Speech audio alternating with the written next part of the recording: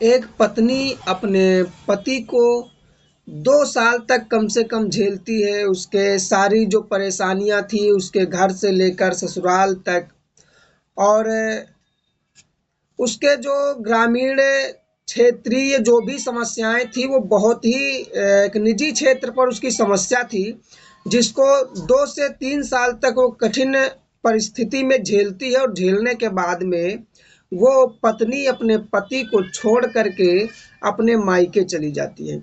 उसमें से एक निजी समस्या जो थी वो बहुत ही गंभीर समस्या थी, जिसके बारे में आगे बताएंगे आपको कि उस एक समस्या जो थी वो ना पति से जुड़ी थी, ना उसके ससुराल वालों से जुड़ी थी, लेकिन समस्या फिर भी इतनी भयंकर थी कि वो छोड़ करके चली जाती है और उसकी सूचना कलेक्टर तक जाती है।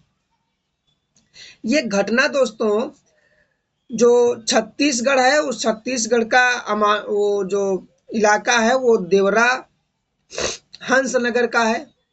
और वहाँ पर जो कलेक्टर साहब हैं अमानुल्लाह जी हैं, उनके तक ये खबर जाती है, उनके तक ये सूचना पहुँचती है कि एक निजी मामले को लेकर के, निजी क्षेत्र को लेकर के एक आदमी है जिसकी पत्नी चली गई है अपने मायके और पति को छोड़ गई है, और उसमें आप कुछ ना कुछ मदद कर सकते हैं जिसकी वजह से वो वापस आ सकती है।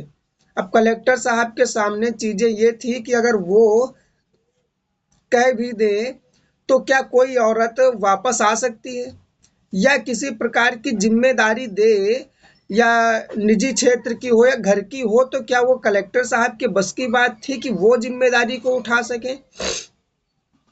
लेकिन बात ये थी कि वो कुछ ऐसी परिस्थिति और ऐसी स्थिति थी जो कलेक्टर साहब के बस की थी, वो उस जिम्मेदारी को उठा सकते थे। कहीं ना कहीं जब ये पता चलता है कि एक व्यक्ति होता है जिसका नाम रघु होता है, और वो रघु सीधा सीधा कलेक्टर साहब पर आरोप लगाता है कि आपकी वजह से मेरी पत्नी मुझे छोड़ करके चली गई और 2 बच्चे भी ले गई। अब कलेक्टर साहब के आगे समस्या ये थी कि अगर इसकी पत्नी चली गई तो इसमें दोषी मैं कैसे हुआ। पूछने की कोशिश की और हालातों का पता लगाने की कोशिश की है कि आखिर हुआ क्या है। तब वो व्यक्ति जो होता है रघु, वो बताना शुरू करता है कि आज के कम से कम 2 से 3 साल के बीच में, लगभग 3 साल हो रहे हैं जब मेरी शादी हुई, तब से उसने रूखी सूखी खा करके मजदूर व्यवस्था में जिस तरह से जीना चाहिए उस तरह से जीना शुरू किया, और मेरे साथ हर पल हर कदम से कदम मिलाकर के चलने की कोशिश की और चलती रही। लेकिन कुछ ऐसी समस्या थी जिससे जूझते जूझते, और सरकार ने और आपने किसी ने भी उस एक समस्या पर ध्यान नहीं दिया। मैंने कई बार अर्जी डाली, कई बार ग्रामीणों ने अर्जी डाली कि 2,500 लोग परेशान हैं और कईयों की बीबियां छोड़ करके घर चली गई हैं, और ये घर और ये जो बीबियां छोड़कर जा रही हैं, पत्नियां छोड़ करके जा रही हैं, और घर परेशान और तबाह हो रहे हैं। तमाम लोग घर से बेघर हो रहे हैं, पत्नी उनको छोड़ दे रही है, ससुराल बर्बाद हो रही है। इन सब की जिम्मेदार सरकार है, और सरकार में सबसे ज्यादा बैठे हुए इस पद पर और इस इलाके और इस क्षेत्र में आप हैं। आप इस बात के दोषी हैं कि जो सबकी पत्नियां छोड़ करके जा रही हैं वो आपकी वजह से। कलेक्टर साहब का पूरा दिमाग खराब हो गया कि आखिर ऐसा क्या है, मेरी वजह क्या है जब किसी की पत्नी किसी को छोड़ करके चली जा रही है, और कम से कम 2,500 की आबादी में कम से कम 20 लोगों की पत्नियां छोड़ करके चली गई, उसका जिम्मेदार मैं हूँ।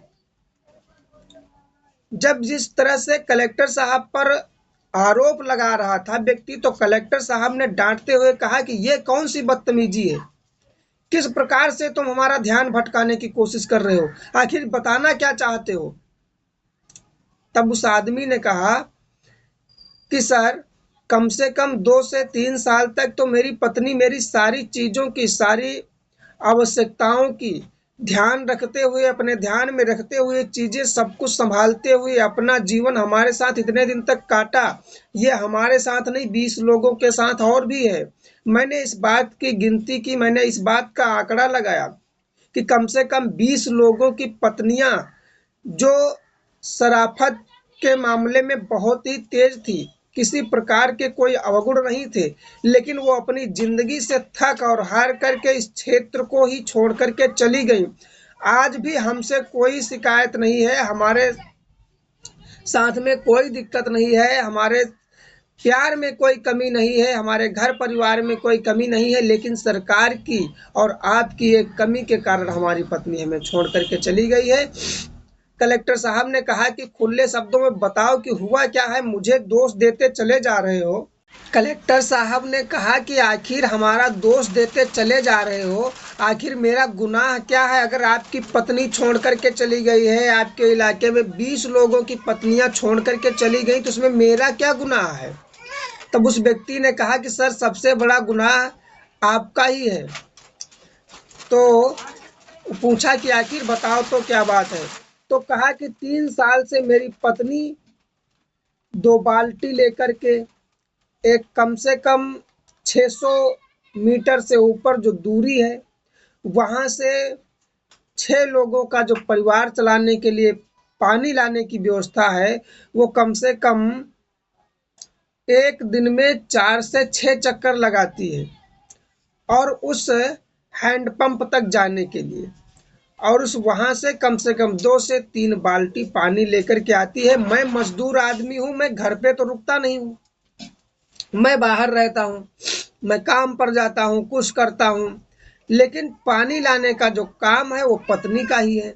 अब वो उस रास्ते पर 600 मीटर दूर पानी लेने जाना, लेकर आना, और दो दो बड़ी बाल्टियां, अगर उनसे लाए ना तो 6 लोगों का परिवार चले तो चले कैसे? वहां पर पानी लाने और ले जाने की जो व्यवस्था है वो बहुत ही खराब है। बस इतना ही नहीं है कि 600 मीटर की दूरी है इसलिए परेशानी है, परेशानी इसलिए है कि एक हैंडपंप है, और वहां पर कम से कम 2,500 लोगों की आबादी है, और उस 2,500 लोगों की आबादी उस एक हैंडपंप पर आधारित है।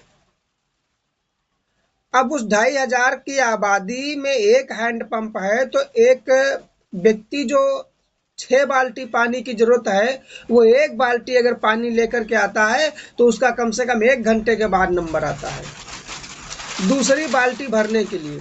अगर इस तरह से आदमी को 6 बाल्टी पानी की जरूरत हो तो पूरा दिन लग जाता है सिर्फ पानी की व्यवस्था में और पानी लाने की व्यवस्था। आदमी कब बनाता है रोटी, कब खाना खाता है, कब क्या करता है, पानी की जिस समस्या से हमारा जो क्षेत्र है, जो हमारा गांव है, जूझ रहा है, वो बहुत ही समस्या है। तो कलेक्टर साहब ने कहा कि इसमें मेरा क्या दोष है? आखिर पानी की समस्या है, तुम्हारी पत्नी छोड़ करके अगर तुमको चली गई तो मेरा क्या दोष है? तो कलेक्टर साहब से मंगलवार की जन सुनवाई में ये बात कहता है कि आपका दोष इसलिए है क्योंकि मैं ठहरा मजदूर आदमी और मैं पानी की व्यवस्था नहीं कर सकता, क्योंकि इतना महंगा खर्चा है, कम से कम 30 से 40 हजार रुपये का खर्चा आता है, और मैं वो खर्चा नहीं उठा सकता। इसलिए मैं पानी की व्यवस्था को अपने जिम्मेदारी पर पूर्ण नहीं कर सकता। और मेरी पत्नी ने कहा कि आधा खेत बेच लीजिए और खेत बेच करके पानी की व्यवस्था कर दीजिए। तो सर, अब बताओ, मैं खेत बेच करके पानी की व्यवस्था करूं, या मैं अपने बच्चों के लिए खेत रखूं, छोड़ूं उनके लिए? आखिर करूं तो करूं क्या? अब जब इस बात का खुलासा होता है, जब ये बात कलेक्टर साहब तक, डीएम साहब तक पूरी तरह विद्युत पहुंचती है कि आखिर कहीं ना कहीं जो सबकी पत्नियां छोड़ करके जा रही हैं उनका दोषी मैं ही हूँ, तो आखिर वहाँ पानी की व्यवस्था तो होनी चाहिए। 20 अन्य लोगों ने कहा कि सर, आप अगर पानी की व्यवस्था 6 महीने पहले करवा देते तो 6 महीने से पत्नियों का जो छोड़ छोड़ करके एक के बाद एक छोड़ करके चली जा रही है, तो कम से कम 20 लोग बेघर नहीं होते, 20 लोगों की पत्नियां उनके साथ होती, जबकि 20 लोगों की पत्नियां चली गई हैं। और जब तक आप इस पानी की व्यवस्था को दुरुस्त नहीं कराएंगे तब तक वो नहीं आएंगी।